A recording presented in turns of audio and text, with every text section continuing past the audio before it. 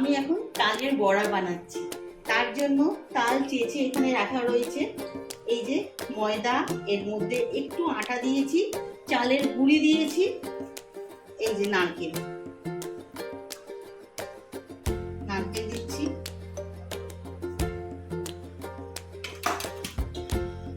চিনি লাগবে,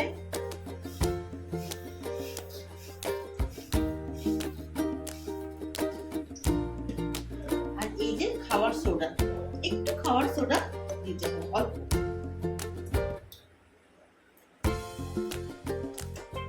ব্যাস, এটাকে এবার মেখে দিতে হবে।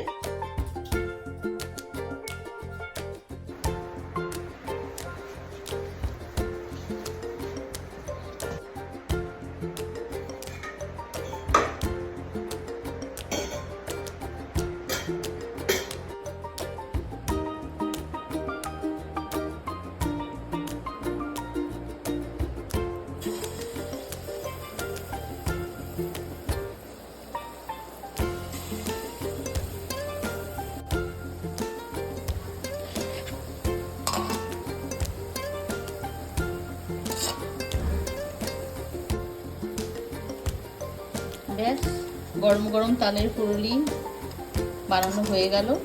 দেখো কত সুন্দর লাল লাল এবং খুব সুন্দরভাবে ফুলেছে।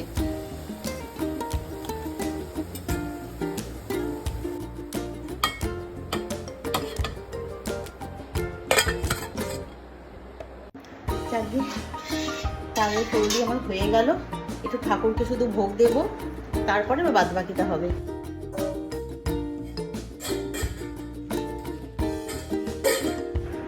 ব্যাস, তালের বড়া তৈরি হয়ে গেছে। একদম গরম গরম লাল লাল তালের বড়া।